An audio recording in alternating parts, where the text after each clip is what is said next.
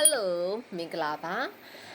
ညင်းရှိကိုလာပြီးတော့မေးတဲ့အကြောင်းအရာတွေကတစ်ခုကိုညင်းတစ်ခုပြောပြပေးပါမယ် astrology ကိုအခုနောက်ပိုင်းလေ့လာကြတာများတယ်ပေါ့နော်ကိုလေ့လာခြင်းတဲ့ပညာရက်ကအနောက်တိုင်းအယူဆကိုလေ့လာခြင်းတာလားဒါမှမဟုတ်ရင်အရှေ့တိုင်းအယူဆကိုလေ့လာခြင်းတာလားဒါလေးကစားမိတ်ဆွေတို့ဆုံးဖြတ်စီခြင်းပါတယ် Okay ညင်းအနောက်တိုင်းအယူဆလေးကိုတစ်ချက်ပြောပြပေးပါမယ်ဒါလေးကတော့အနောက်တိုင်းအယူဆလေးပါနော်โอเคဒါလေးကတော့အနောက်တိုင်းအယူဆလေးဒီမှာဆိုရင်ပါဝင်တဲ့အကြောင်းအရာ၃ခုရှိပါလိမ့်မယ်အဓိကတော့မိတ်ဆွေတို့အနေနဲ့ planet တွေတိကိုသိရမယ်ဇွန်နစ်တွေတိကိုသိရမယ်နောက်တစ်ခုက houses တွေသိရမယ်အဲ့လိုသိဖို့ဆိုရင်တော့လွယ်ပါတယ်မိတ်ဆွေတို့ရဲ့မွေးတဲ့ရက်လခုနှစ်နောက်တစ်ခုကတော့မွေးတဲ့အချိန်ကစားသိထားမယ်ဆိုရင်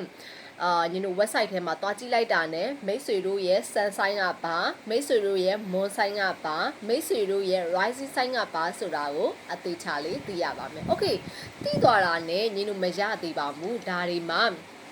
ခုနပြောတဲ့အဲ့၃ခုလေးမှာညီတို့ zodiac sign ရဲ့ behavior တွေကိုသိရပါမယ်zodiac sign ရဲ့ညီတို့များသောအားဖြင့်တော့မွေးရက်တွေကိုမွေးအချိန်တွေကိုမသိကြရင်တောင်မှညီတို့ zodiac sign တွေကသိကြတယ်ဟာငါကတော့Aquarius ဒါမှမဟုတ် Cancer ဒါမှမဟုတ်ဘလို့အဲ့လိုပုံစံမျိုးနဲ့သိကြတယ်ဆိုရင်သူတို့ရဲ့ physically အနေထားကဘလို့ရှိမလဲနောက်သူတို့ရဲ့ behavior နောက်သူတို့မှာရှိနေတဲ့စိတ်နေစိတ်ထားတွေကဘလို့တွေလဲဆိုတာကိုညီတို့အရင်ဆုံးလေ့လာပါဒါမှသာလင်းမိတ်ဆွေတို့ဒီသူတို့ရဲ့မွေးရဲ့လားနဲ့တိလိုက်တာနဲ့သူ့ရဲ့ဇွန်းနှစ်ဆိုင်တိလိုက်တာရဲ့သူ့ရဲ့ behavior သူ့ရဲ့ဇွန်းနှစ်သူ့ရဲ့ပြုမှုတွေကိုလေ့လာလို့ရသွားမယ်နောက်တစ်ခုကကြတော့ဘာရှိသေးလဲဆိုတော့သိကြပါတယ်မိတ်ဆွေတို့ houses တွေနဲ့ planet တွေကိုလေ့လာရပါမယ်ခုနပြောတဲ့ညီတို့ sun လို့ moon လို့ rising sign လို့က planet တွေအဲ့ planet တွေမှာဆိုရင်ညီတို့ sun ဆိုရင်ကိုကဘာလဲ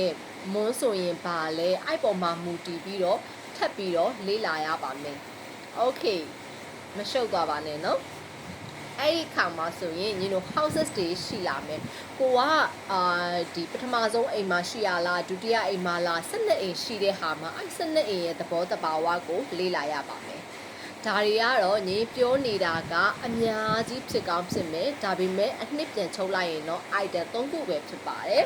ဒါလေးကတော့ကိုက zodiac sign 3မျိုးပဲဖြစ်ပါတယ် zodiac ရဲ့ planet ရဲ့ houses ပဲဖြစ်ပါတယ်